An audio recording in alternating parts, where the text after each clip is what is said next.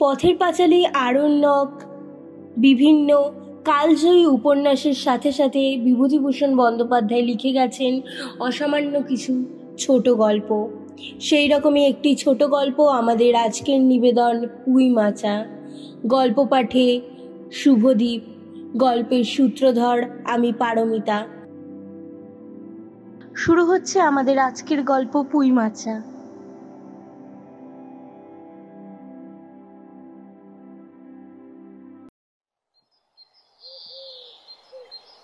সহায়হরি চ্যাটার্জি উঠোনে পা দিয়ে স্ত্রীকে বললেন, একটা বড় বাটি বা ঘটি যা হয় কিছু দাও তো।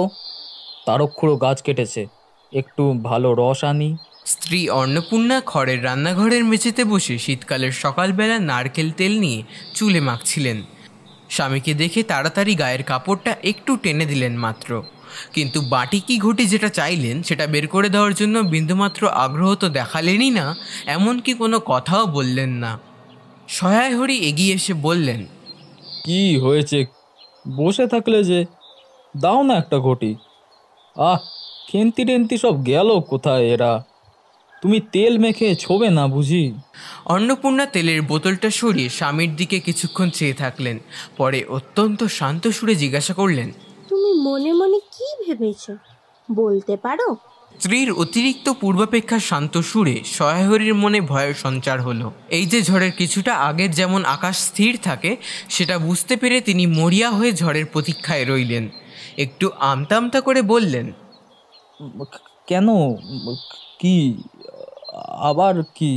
অন্নপূর্ণা আগের থেকেও শান্ত সুরে বললেন, দেখো, রঙ্গ করো না বলছি।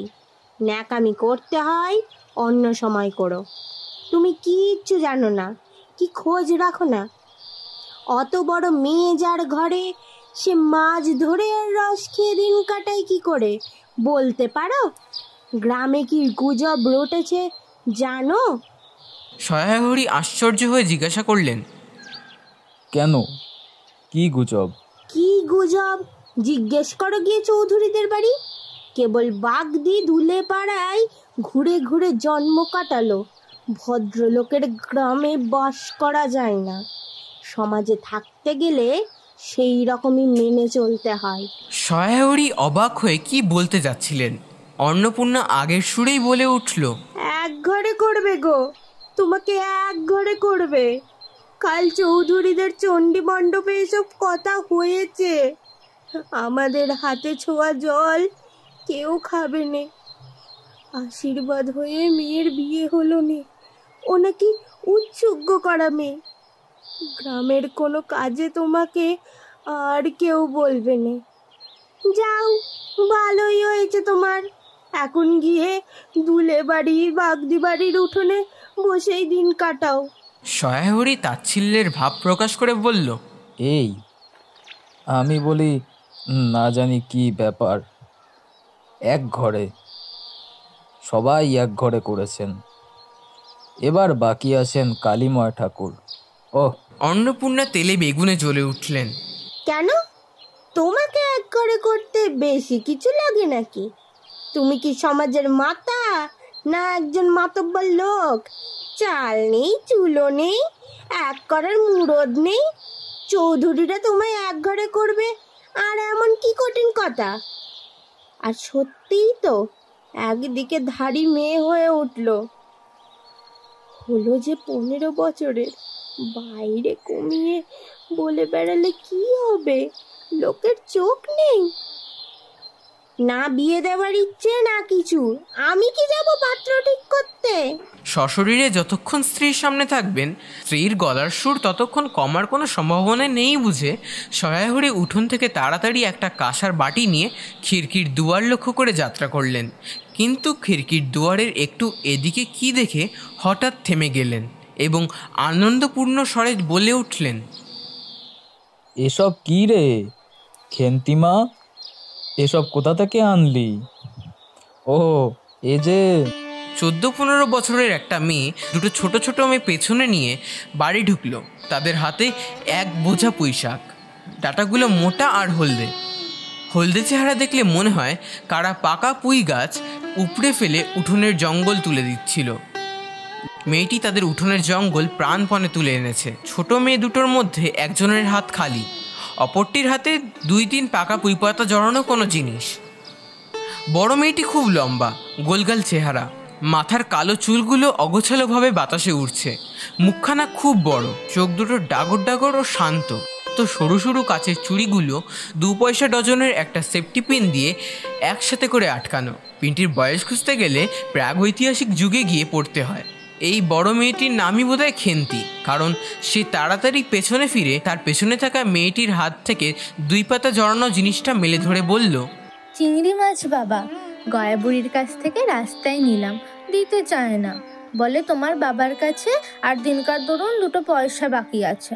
আমি বললাম দাও গয়া পিসি, আমার বাবা কি তোমার 2 পয়সা নিয়ে পালিয়ে যাবে? আর এই পুঁই শাকগুলো ঘাটের ধারে রায় কাকা দিয়ে বললে নিয়ে যা, কেমন মোটা মোটা।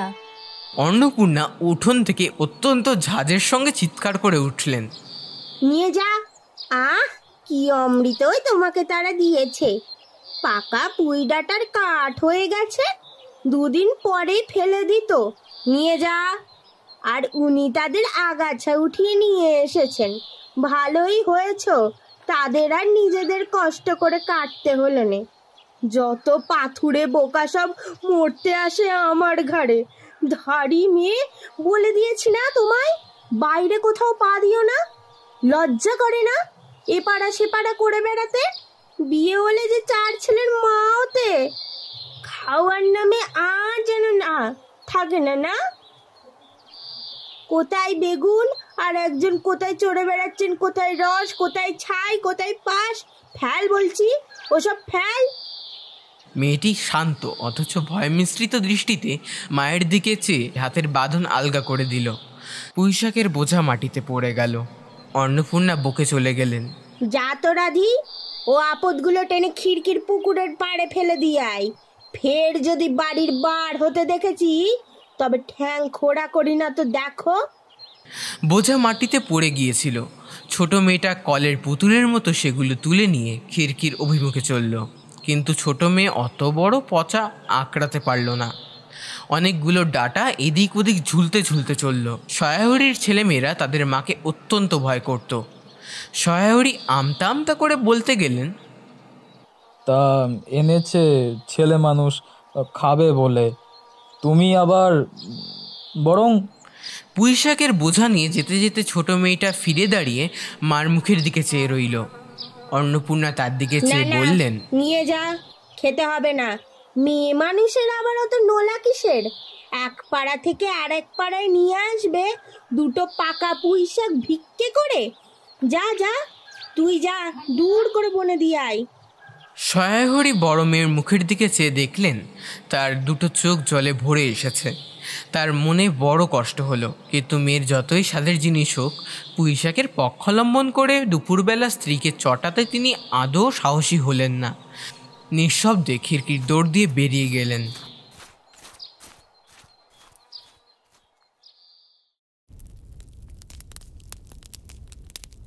বসে রাধ্যে রাধ্যে বড় মেয়ের মুখের কাতর দৃষ্টি মনে করবার সঙ্গে সঙ্গে অন্নপূর্ণার মনে পড়ল গত অরন্ধনের আগের দিন বাড়িতে পুঁইশাক রান্নার সময় খেন্তি আবদার করে বলেছিল, মা, অর্ধেকগুলো কিন্তু একা আমার, অর্ধেক সব মিলে তোমাদের। বাড়িতে কেউ ছিল না। তিনি নিজে গিয়ে উঠোনের ও খিড়কির দৌড়ের আশেপাশের যে ডাটা পড়েছিল সেগুলো কুড়িয়ে নিয়ে আসলেন।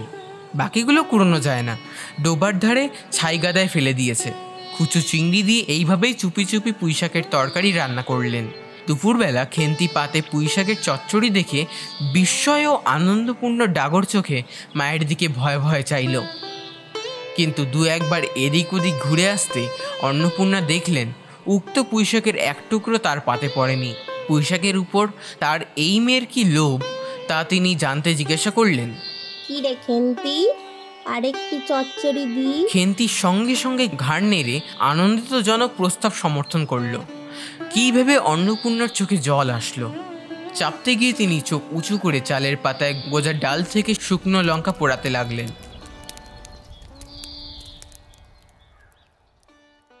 কালীমায়ের চণ্ডী মণ্ডপে সেদিন বিকেলবেলা সহায়হরি ডাক পড়ল।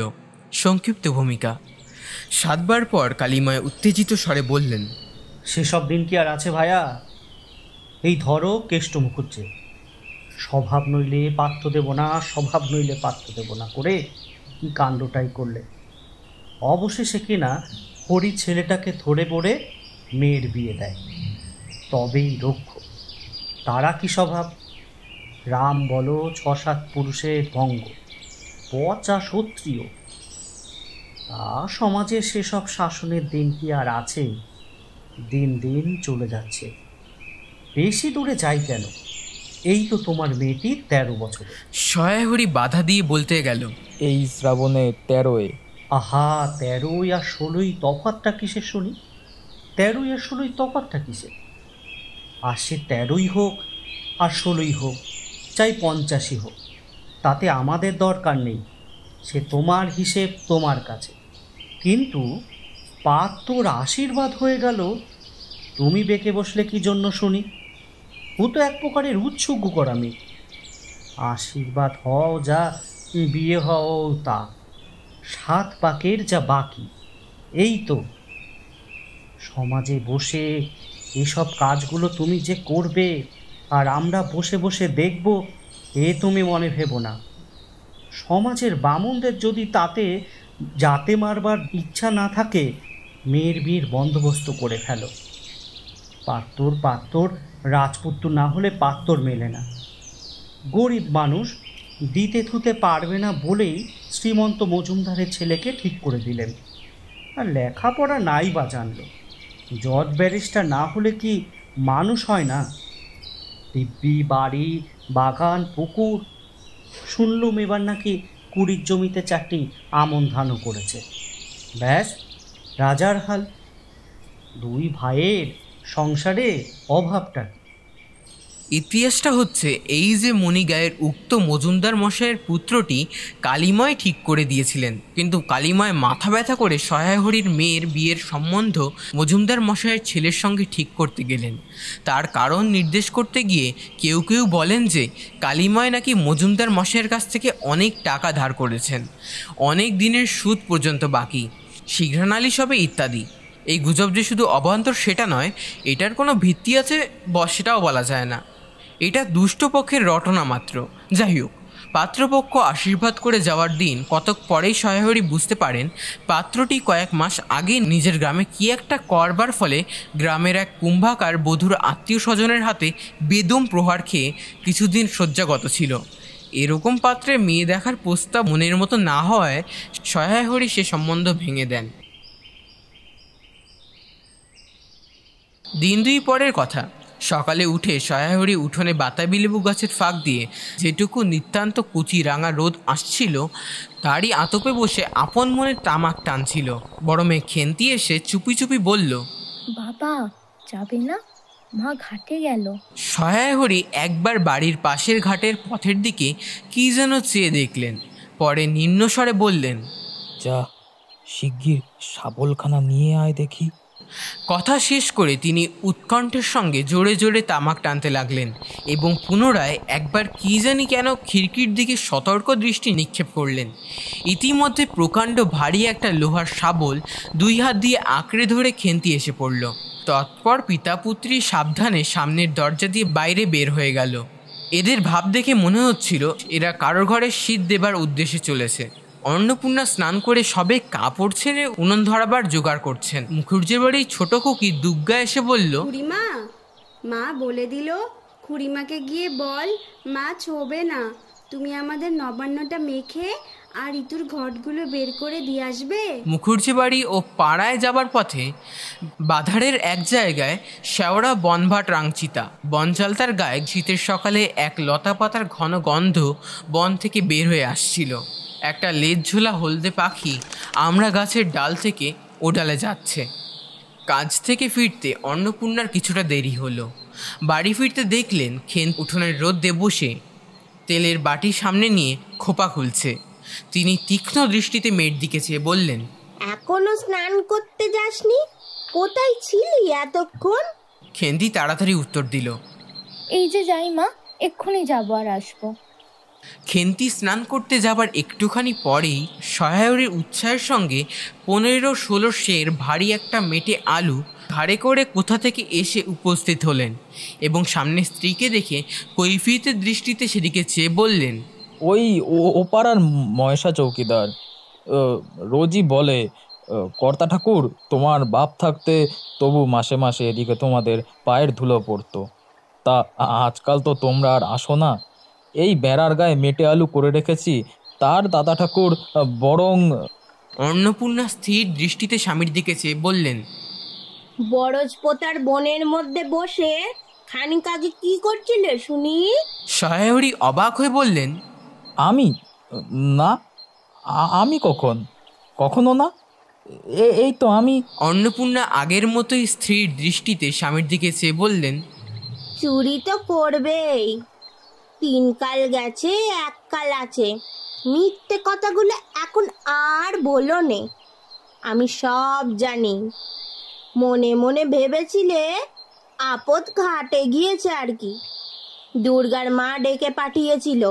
ও পাড়া যাচ্ছি, শুনলাম বর্জপতার বনের মধ্যে কি সব খুব শব্দ।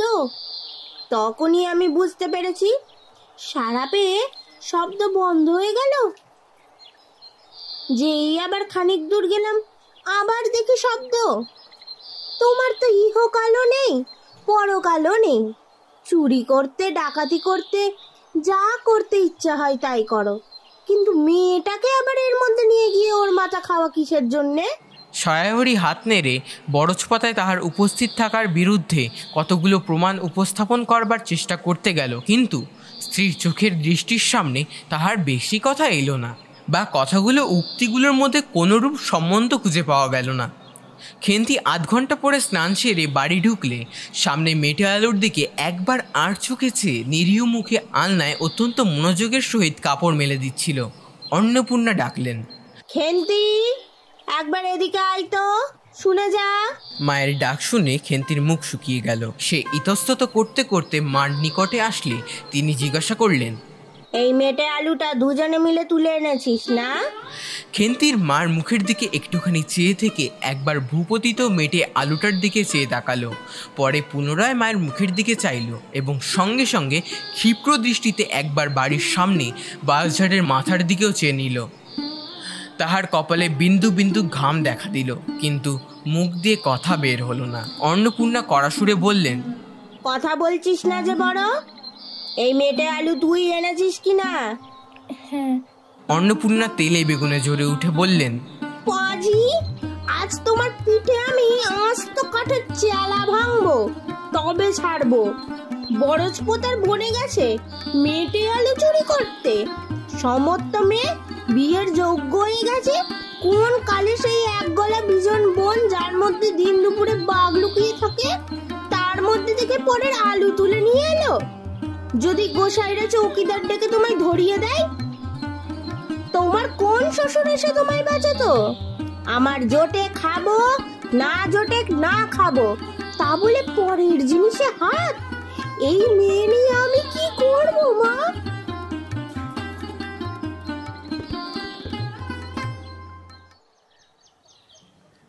2-3 দিন পর একদিন বিকেলে ধুলো মাটি মাখা হাতে খেন্তি মাকে এসে বলল, মা দেখে এসো। অন্নপূর্ণা গিয়ে দেখল ভাঙা পাঁচিলের ধারে যে ছোট খোলা জমিতে কতগুলো পাথরকুচি ও কণ্টিকারির জঙ্গল হয়েছিল, খেন্তি ছোট বোনটিকে নিয়ে সেখানে মহা উৎসাহে তরকারির আওলাদ করার আয়োজন করেছে এবং ভবিষ্যৎ সম্ভাবী নানাবিধ কাল্পনিক ফলমূলের অগ্রদূত স্বরূপ বর্তমান কেবল একটিমাত্র শীর্ণকার পুঁইশাকের চারা কাপড়ের ফালির গ্রণীবন্ধ হয়ে ফাঁসি হয়ে যাওয়া আসামির মতো ঊর্ধ্বমুখে একখণ্ড শুষ্ক কঞ্চির গায়ে ঝুলছে। ফলমূলের অবশিষ্ট আপাতত তার বড় মেয়ের মস্তিষ্কের মধ্যে অবস্থান করছে। দিনের আলোয় এখনো বের হয়নি। অন্নপূর্ণা হেসে বললেন, দূর পাগলি, এখন পুঁই ডাঁটার চারা পোতে কখনো? বর্ষাকালে পুঁততে হয়, এখন যে জল না পেয়ে মরে যাবে। খেন্তি বলল, কেন? আমি রোজ জল ঢালবো। অন্নপূর্ণা বললেন, দেখ, হয়তো বেঁচে যেতেও পারে।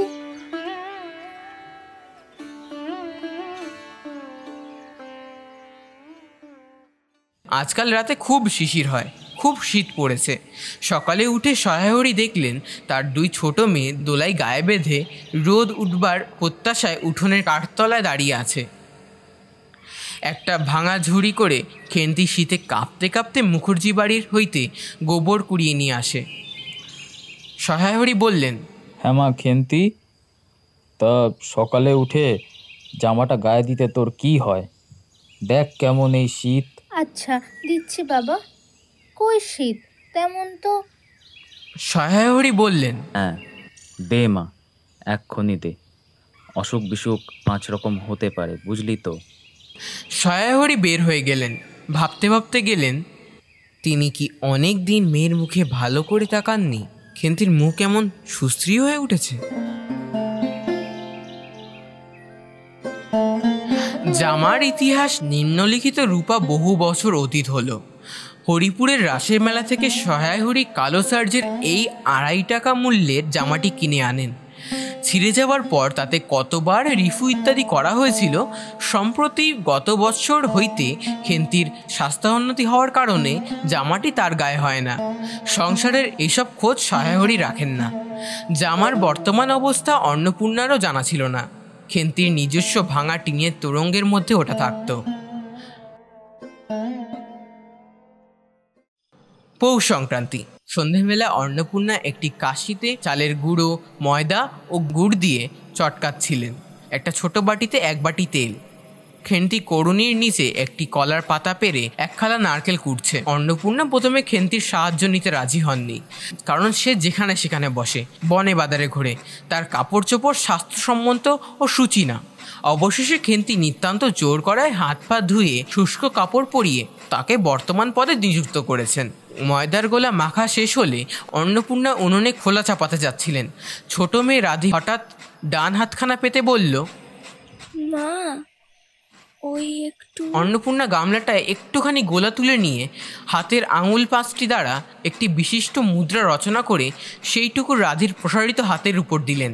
মেজো মেয়ে পুটি অমনি ডান হাতখানা কাপড়ের তাড়াতাড়ি মুছে নিয়ে মার সামনে পেতে বলল, মা আমায় একটু। খেন্তির সূচি বস্ত্রে নারকেল কুড়াতে কুড়াতে লুব্ধনত্রে মধ্যে মধ্যে এদিকে চাচ্ছিল। এ সময় খেতে চাওয়ায় মা পাছে বকে, তাই ভয়ে চুপ করে রইল। অন্নপূর্ণা বললেন, দেখি নিয়ে আয় খেন্তি ওই নারকেল মালাটা, ওতে তোর জন্য একটু রাখি। খেন্তি ক্ষিপ্র হস্তে নারকেলের উপরের মালাখানা যাতে ফুটো নাই, অন্নপূর্ণা তাতে একটু বেশি করেই গোলা ঢেলে দিলেন। মেজো মেয়ে পুটি বলল, জেঠিমারা অনেকখানি দুধ নিয়েছে, রাঙা দিদি ক্ষীর তৈরি করছিল, ওদের অনেক রকম হবে। খেন্তি মুখ তুলে বলল, এবেলা আবার হবে নাকি? ওরা তো ও বেলা ব্রাহ্মণ নেমন্তন্ন করেছিল, সুরেশ কাকাকে আর ও পাড়ার তিনুর বাবাকে। ও বেলা তো পায়েস, ঝোলপুরি, মুখ তক্তি এইসব হয়েছে। পুটি জিজ্ঞাসা করল, হ্যাঁ মা, ক্ষীর নইলে নাকি পাটিসাপটা হয় না। খেদি বলছিল ক্ষীরের পুর না হলে কি আর পাটিসাপটা হয়? আমি বললাম কেন, আমার মা তো শুধু নারকেলের ছাই দিয়েই করে, সে তো কেমন ভালো লাগে। অন্নপূর্ণা বেগুনের বোটায় একটুখানি তেল নিয়ে খোলায় মাখতে মাখতে প্রশ্নের ঠিক উত্তর খুঁজতে লাগলেন। খেন্তি বলল, খেদির ওই সব কথা। খেদির মা তো ভারী পিঠে করে কি না, ক্ষীরের পুর দিয়ে ঘি ভাজলে কি আর পিঠে হলো? সেদিন ওদের বাড়ি জামাই এলে দেখতে গেলুম কিনা, তাই খুড়িমা 2খানা পাটিসাপটা খেতে দিলে। ও মা, কেমন একটা ধরা ধরা গন্ধ। আর পিঠেতে কখনো কোনো গন্ধ পাওয়া যায়? পাটিসাপটা ক্ষীর দিলে ছাই খেতে হয়। বেপরোয়াভাবে উপরোক্ত উক্তি শেষ করে খেন্তি মায়ের চোখের দিকে চেয়ে জিজ্ঞাসা করল, মা নারকেলের কোড় একটু নেব? অন্নপূর্ণা বললেন, নে, কিন্তু এখানে বসে বসে খাস না, মুখ থেকে পড়বে না, কি হবে? যা ওইদিকে যা। খেন্তি নারকেলের মালায় 1 থাবা তুলে নিয়ে একটু দূরে গিয়ে খেতে লাগলো। মুখ যদি মনের দর্পণ স্বরূপ হয়, তবে খেন্তির মুখের দিকে সন্দেহের কোনো কারণ থাকতে পারে না যে সে অত্যন্ত মানসিক তৃপ্তি অনুভব করছে। ঘণ্টাখানেক পর অন্নপূর্ণা বললেন, ওরে তোরা সব 1 টুকরো পাতা পেতে বসতো দেখি, গরম গরম দি। খেন্তি জল দেওয়া ভাত আছে ও বেলার, বার করে নিয়ে আয়। খেন্তির কাছে অন্নপূর্ণার এই প্রস্তাব যে মনোপুত হলো না সেটা তার মুখ দেখে বোঝা গেল। পুটি বলল, মা, বর্দি পিঠেই খা, ভালোবাসে। ভাত বরং থাকুক, আমরা কাল সকালে খাবো। খান কয়েক খাবার পরে মেজো মেয়ে পুটি খেতে চাচ্ছিল না। সে নাকি অধিক মিষ্টি খেতে পারে না। সকলের খাওয়া শেষ হয়ে গেলেও খেন্তি তখনও খাচ্ছে। সে মুখ বুজে শান্তভাবে খায়, বড় একটা কথা বলে না। অন্নপূর্ণা দেখলেন সে কম করে 18-19টা খেয়ে নিয়েছে। জিজ্ঞাসা করলেন, খেন্তি আর নিবি? খেন্তি খেতে খেতে শান্তভাবে সম্মতিসূচক ঘাড় নাড়ল। অন্নপূর্ণা তাকে আরও খান কয়েক দিলেন। খেন্তির মুখ চোখ খানিক উজ্জ্বল দেখালো। হাসি ভরা চোখে মায়ের দিকে চেয়ে বলল, বেশ খেতে হয়েছে মা, ওই যে তুমি কেমন ফিনিয়ে নাও ওতে কিন্তু। সে পুনরায় খেতে লাগলো। অন্নপূর্ণা হাতা খুন্তি চুলি তুলতে তুলতে সস্নেহে তার এই শান্ত নিরীহ একটু অধিক মাত্রায় ভোজনপটু মেয়েটির দিকে চেয়ে রইলেন। মনে মনে ভাবলেন, খেন্তি আমার যার ঘরে যাবে তাদের অনেক সুখ দেবে। এমন ভালো মানুষ, কাজে কর্মে বকো মারো গাল দাও, টু শব্দটি মুখে নেই, উঁচু কথা কখনো কাউকে শোনেননি। বৈশাখ মাসের প্রথম দিকে সহায়হরির দূরসম্পর্কীয় আত্মীয় ঘটকালিতে খেন্তির বিয়ে হয়ে গেল। দ্বিতীয় পক্ষ বিবাহ করিলেও পাত্রটির বয়স 40-এর খুব বেশি কোনো মতেই হবে না। তবুও প্রথমে এখানে অন্নপূর্ণা আদেও ইচ্ছুক ছিলেন না, কিন্তু পাত্রটি সম্বিতপন্ন, শহর অঞ্চলে বাড়ি, সিলেট চুন ও ইটের ব্যবসায় 2 পয়সা নাকি করেছে। এরকম পাত্র হঠাৎ মেলাও বড় দুর্ঘটক কিনা। জামাইয়ের বয়স একটু বেশি। প্রথমে অন্নপূর্ণা জামাইয়ের সম্মুখে বের হতে একটু সংকোচ বোধ করছিলেন। পরে যদি খেন্তির মনে কষ্ট হয় এই জন্য বরণের সময় তিনি খেন্তির সুপুষ্ট হাতখানি জামাইয়ের হাতে তুলে দিলেন। চোখের জলে তার গলা বন্ধ হয়ে আসলো, কিন্তু কিছু বলতে পারলেন না। বাড়ির বাইরে আমলকি তলায় বেয়ারার সুবিধা করে নিয়ে যাবার পরে পালকি একবার নামলো। অন্নপূর্ণা চেয়ে দেখলেন বেড়ার ধারের নীল রঙের মেদি ফুলের তুচ্ছগুলো যেখানে নত হয়ে আছে, কম দামের বালুচরের রাঙা চেলির আঁচলখানা পালকির বাইরে হয়ে সেখানে লুটছে। তার এই অত্যন্ত অগোছালো, নিতান্ত নিরীহ এবং একটু অধিক মাত্রায় ভোজনপটু মেয়েটিকে পরের ঘরে অপরিচিত মহলে পাঠাতে তার বুক উদ্বেল হয়ে উঠেছিল। যাবার সময় খেন্তির চোখের জল ভাসতে ভাসতে সান্ত্বনার সুরে বলছিল, মা, আষাঢ় মাসেই আমাকে এনো, বাবাকে পাঠিয়ে দিও, 2 মাস তো। ওপাড়া ঠান্দিদি বললেন, তোর বাবা তোর বাড়ি যাবে কেন রে? আগে নাতি হোক তবে তো। খেন্তির মুখ লজ্জায় রাঙা হয়ে উঠল।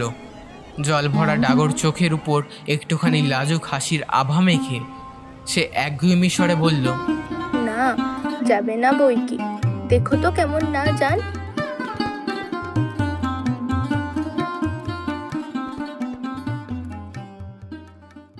ফাল্গুন চৈত্র মাসে বিকালবেলার উঠোনের মাথায় রোদে দেওয়া আমসত্ত্ব তুলতে তুলতে অন্নপূর্ণার মন হু হু করত।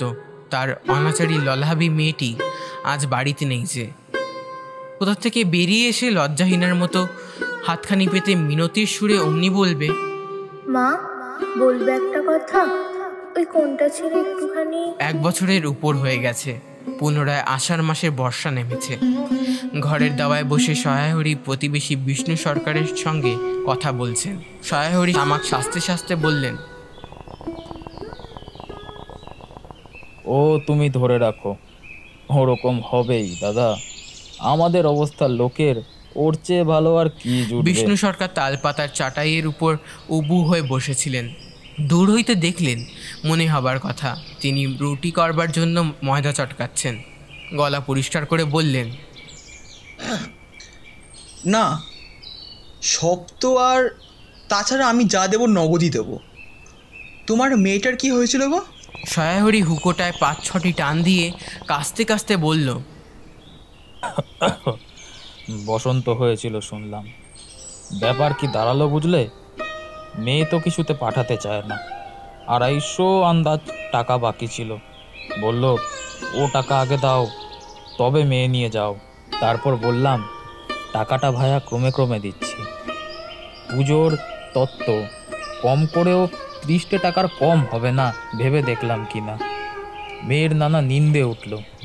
ছোট লোকের মেয়ের মতন চলে, হাবাতে ঘরের মতন খায়, আরও কত কি।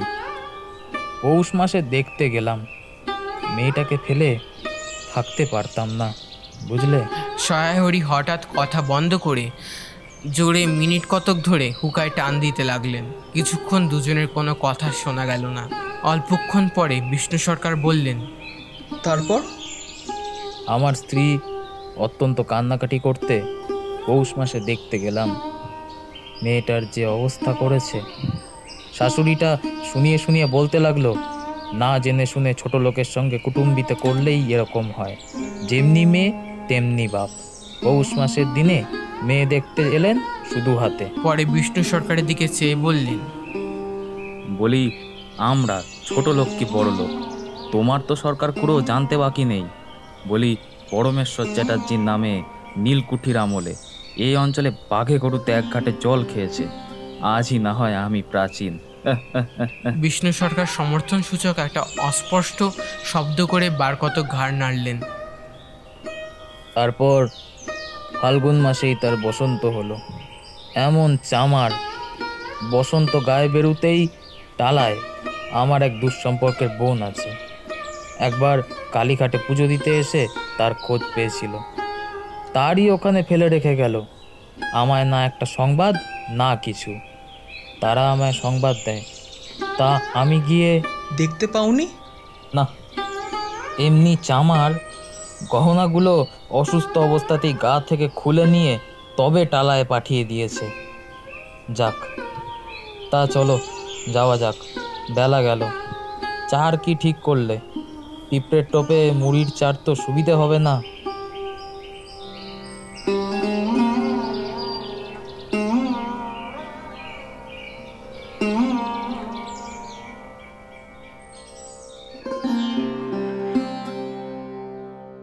তারপর কয়েক মাস কেটে গেছে। এবার পৌষ মাসের শেষে এত শীত পড়েছে যে এরূপ শীত তারা কখনো জ্ঞানে দেখেননি। সন্ধ্যার সময় রান্নাঘরের মধ্যে বসে অন্নপূর্ণা সরু চাকলি পিঠের জন্য চালের গুঁড়ায় গোলা তৈরি করছেন। পুটি ও রাধি উনুনের পাশে বসে আগুন পোহাচ্ছে। রাধি বলছে, আর একটু জল দিতে হবে মা, অত ঘন করে ফেললে কেন? পুটি বলল, আচ্ছা মা, ওতে একটু নুন দিলে হয় না? ওমা, দেখো মা, রাধির দোলায় কোথায় ঝুলছে, এক্ষুনি ধরে উঠবে। অন্নপূর্ণা বলে উঠলেন, সরে এসে বসো মা, আগুনের ঘাড়ে গিয়ে না বসলে কি আগুন পোহানো হয় না? এইদিকে আয়। পুটি বলল, মা দাও, প্রথম পিঠেখানা কানাচে সারা ষষ্ঠীকে ফেলে দিয়ে আসি। অন্নপূর্ণা বললেন, একা যাস নে, রাধিকে নিয়ে যা। খুব জ্যোৎস্না উঠেছিল। বাড়ির পেছনে সারা গাছের ঝোপের মাথায় তেলাকুচা লতার খোলা। 16 সাদা ফুলের মধ্যে জ্যোৎস্না আটকে রয়েছে। পুটি ও রাধি খিড়কির দোর খুলতেই একটা শিয়াল শুকনো পাতায় খসখস করতে করতে ঘন ঝোপের মধ্যে ছুটে পালালো। পুটি পিঠেখানা জোর করে ছুঁড়ে ঝোপের মধ্যে ফেলে দিল। তাহার পর চারিদিক নির্জন বাঁশবনে নিস্তব্ধতায় ভয় পেয়ে ছেলে মানুষ পেছনে সরে এসে খিড়কির দরজার মধ্যে ঢুকে পড়ে তাড়াতাড়ি দরজা বন্ধ করে দিল। পুটি ও রাধি ফিরে আসলে অন্নপূর্ণা জিজ্ঞাসা করলেন, দিলি? পুটি বলল, হ্যাঁ মা, তুমি আর বছর যেখান থেকে লেবুর চারা তুলে এনেছিলে সেখানে ফেলে দিলাম। তারপর সে রাত্রে অনেকক্ষণ কেটে গেল। পিঠে গড়া প্রায় শেষ হয়ে এসেছে। রাতও তখন খুব বেশি। জ্যোৎস্নার আলোয় বাড়ির পেছনের বনে অনেকক্ষণ ধরে একটা কাঠঠোকরা পাখি ঠকর ঠকর শব্দ করছিল। তার স্বরটাও যেন ক্রমে তন্দ্রালু হয়ে পড়েছে। দুই বোন খাবার জন্য কলার পাতা চিরতে চিরতে পুটি অন্যমনস্কভাবে বলে উঠল, দিদি বড় ভালোবাসতো। তিনজনেই খানিকক্ষণ নির্বাক হয়ে বসে থাকলো। তারপর তাদের তিনজনের দৃষ্টি কেমন করে আপনা আপনি উঠোনের এক কোণে আবদ্ধ হয়ে পড়ল। সেখানে বাড়ির সেই লোভী মেয়েটির ললাভের স্মৃতি পাতায় পাতায় শিরায় শিরায় জড়িয়ে তার কত সাধের নিজের হাতে পোতা কুই গাছটির মাচা জুড়ে বেড়ে উঠেছে। বর্ষার জল ও কার্তিক মাসের শিশির নিয়ে কচি কচি সবুজ ডালগুলি মাচাতে সব ধরেনি, মাচা থেকে বের হয়ে তুলছে। সুপুষ্ট নধর প্রবন্ধমান জীবনের লাবণ্য ভরপুর।